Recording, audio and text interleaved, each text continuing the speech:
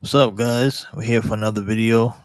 We got I just saw something that came across my YouTube recommendations. Now, I grew up in I'm a 90s. I guess I'm an 80s kid, 90s too. 80s mostly. So we know about the Dallas Cowboy and then Dallas Cowgirls, I like to call them, in the 1990s, how successful they were winning Super Bowls with Jimmy Johnson and the crew. So there's a video out someone did YouTube account called Secret Base. I think they're called. Really good channel, by the way. I might add. These guys, they cover a lot of sports stuff. They're on social media on YouTube. That's where I see their channel. And they talk about the 1990s Dallas Cowboys becoming America's team because of new ownership, Jerry Jones and Jimmy Johnson. Dallas says building a roster, eventually winning championships was a large enough for everyone to take credit for. But Texas, where every ego is bigger, to this day, Jerry Jones and Jimmy Johnson can't make peace longer than a few nights at a bar before war of words starts all over again. So, this video we're going to watch together, credit to Secret Base. This is a reaction video. We're going to watch and react to it. Hope you guys enjoy. Let's watch it. Let's pull that up. There we go. During the 1990s, the combination of Jimmy Johnson's coaching and Jerry Jones's ownership resuscitated and redefined the biggest brand in football. Under the leadership of the Jays, the Dallas Cowboys became more than champions. They were America's team, a brand so popular it became even bigger than Texas. So in 1994, when veteran coach Barry Switzer found himself interviewing for a suddenly vacant Cowboys head coaching job smack in the middle of what could have been a dynasty run for Johnson and Jones, Switzer, who coached both men as players at the University of Arkansas, found himself asking the question on everyone's mind. I want to figure out how you guys both fucked this up.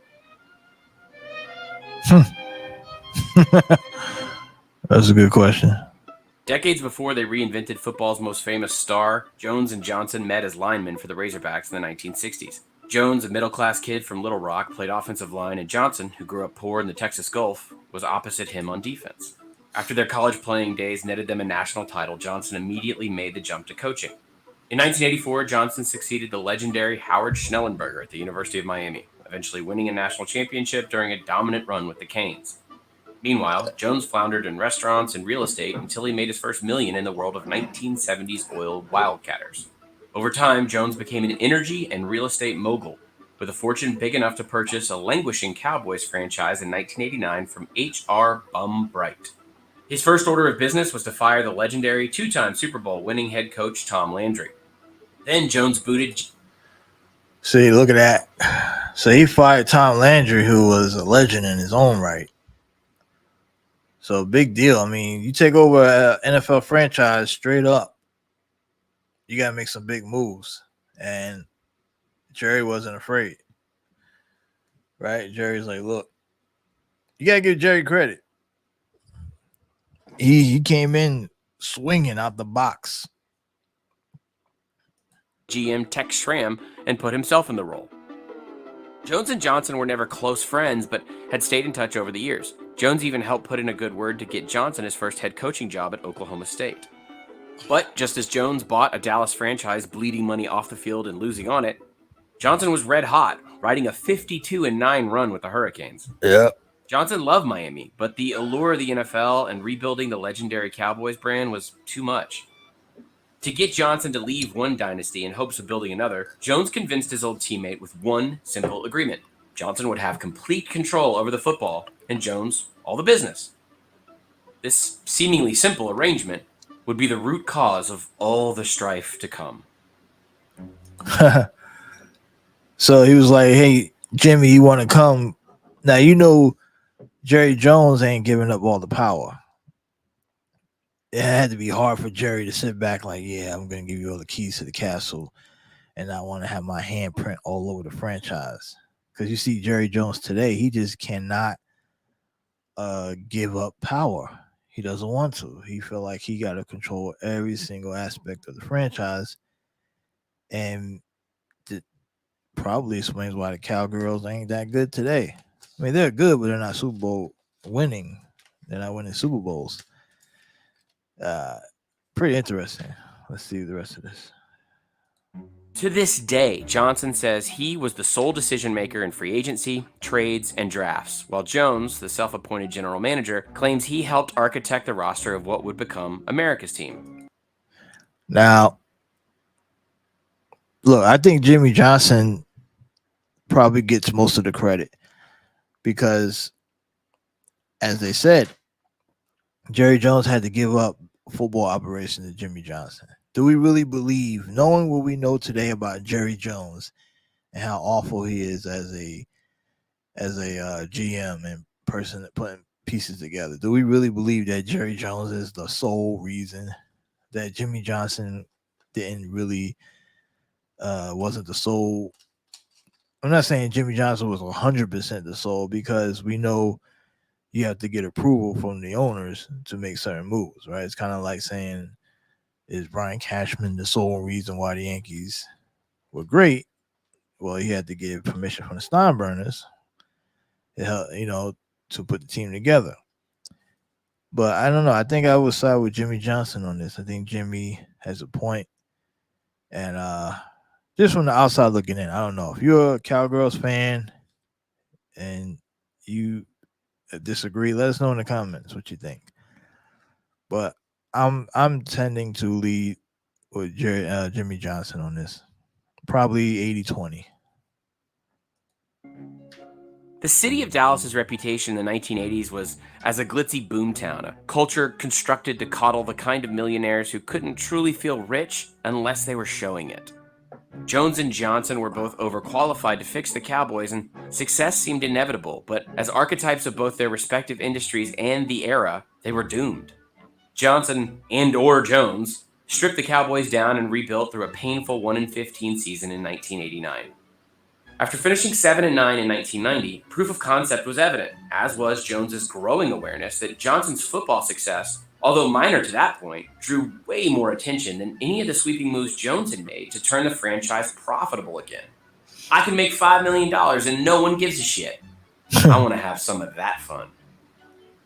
Both parties claimed a happy, symbiotic relationship during the 2-year rebuilding phase, but then Jones started holding his own weekly press conferences during the season and even served steak to reporters just to boost attendance.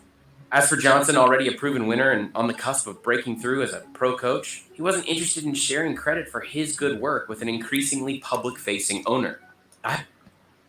Yeah, I mean, it's pretty clear both guys had a big ego, Johnson and Jones. They both had big egos. Pretty clear on that. I had a big ego as well. Why shouldn't the story be told as it actually happened? In Johnson and Jones's third season together, the Cowboys broke through, finishing 11-5.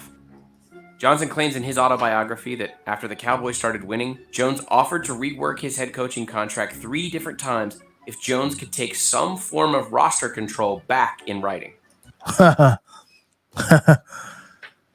So Jerry Jones is like, so the team is doing well.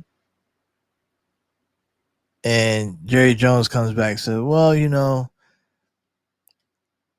I'll give you more money, probably. That's probably what it was. If you give me back some control of the roster. Now, why would he do that? Because Jerry Jones he wanted the credit.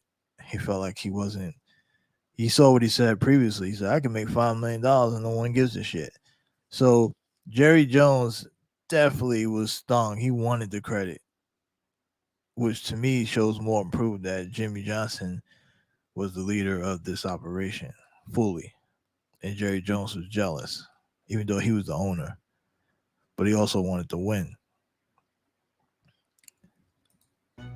I refused each time. That wasn't negotiable. In 2014, Johnson told ESPN that Jones was against the famous 1989 Herschel Walker trade that kickstarted the Cowboys' eventual resurgence, when Minnesota sent Dallas 4 players and 8 draft picks for the running back. Jones had literal ownership, but was starved for credit. For the 1992 draft, Jones allowed television cameras to broadcast the Cowboys' war room live, but without audio, a move Johnson begrudgingly agreed to before realizing Jones was creating his own personal reality show. Pretty much. I mean, Jerry Jones loves the cameras. He loves the spotlight. He's not gonna miss an opportunity to expand the brand. Whether it was a good move or not, I mean, you can make the case that Jerry is a reality TV type of guy. Johnson was now working out a draft day trade with the Cleveland Browns on live TV. So, according to a Sports Illustrated story, Jones allegedly told his coach, "Whenever you're about to make a pick, you look at me like we're talking about it."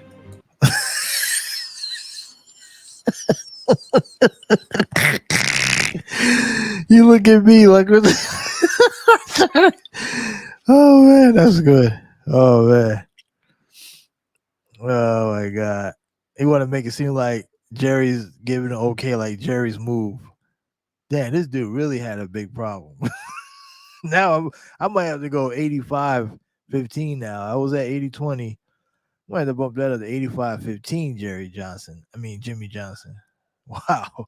That's crazy.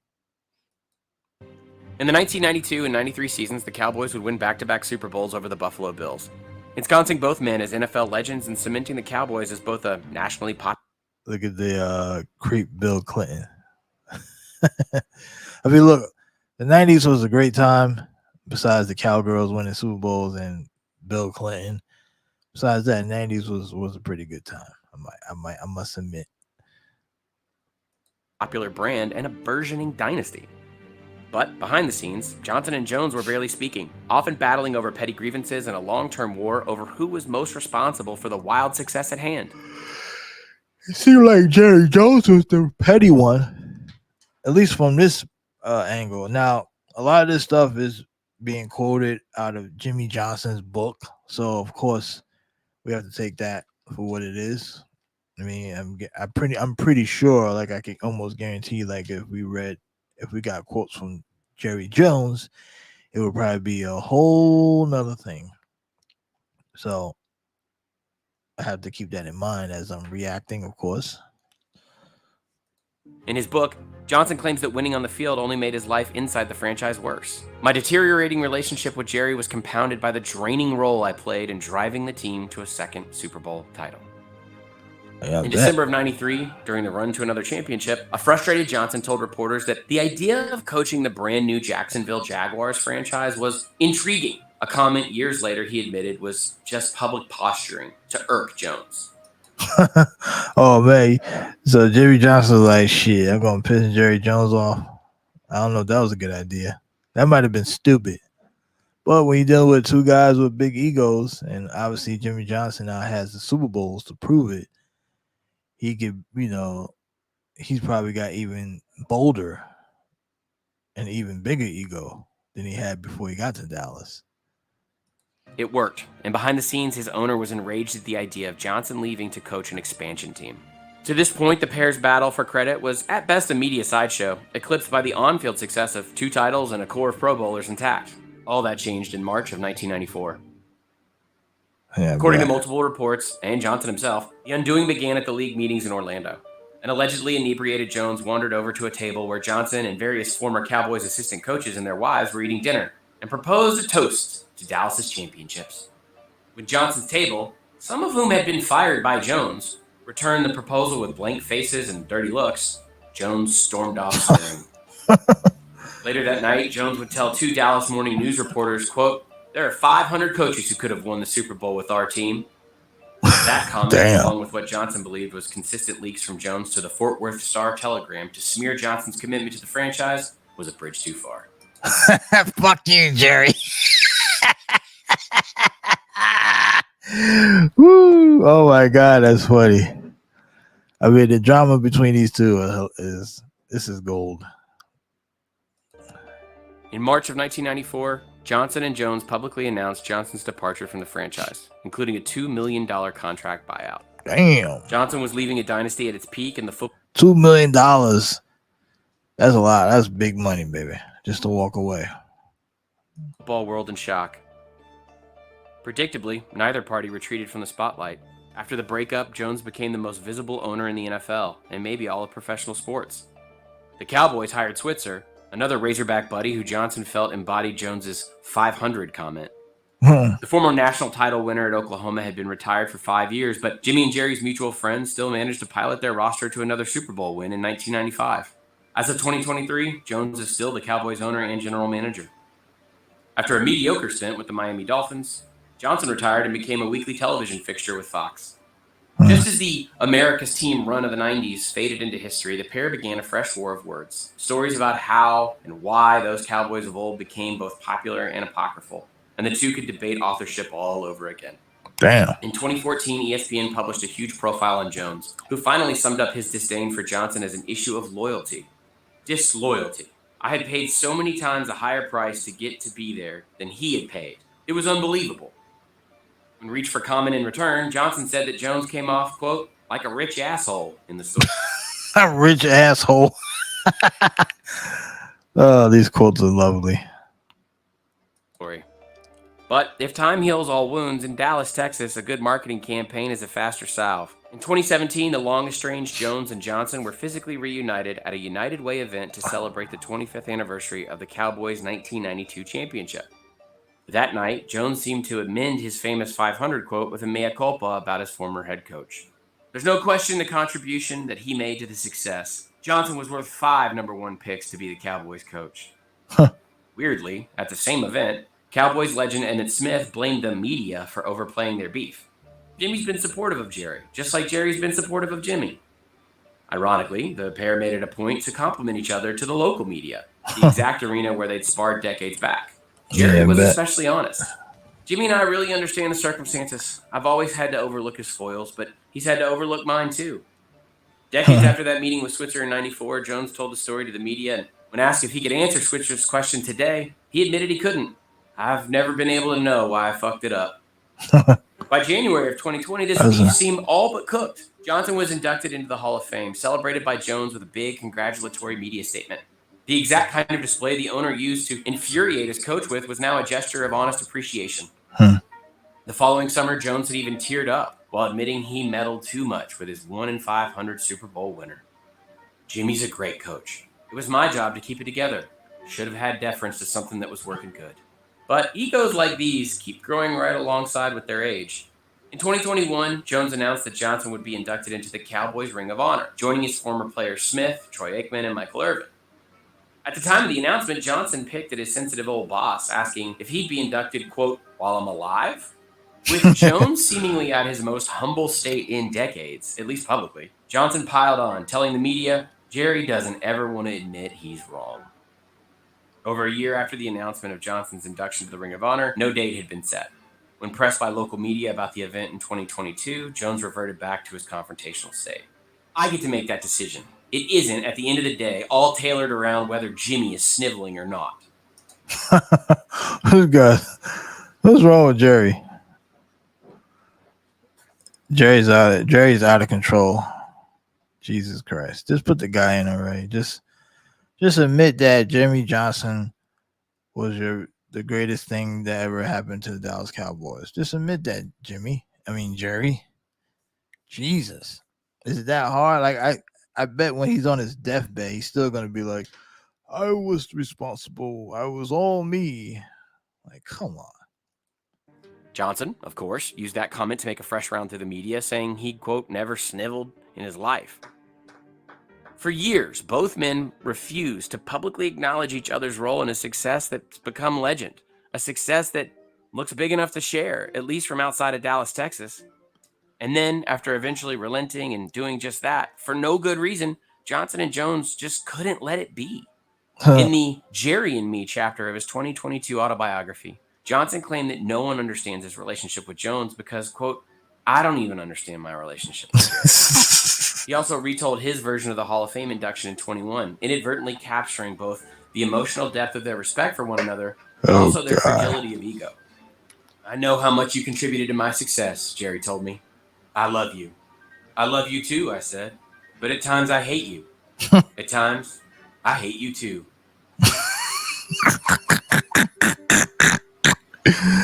Oh, man.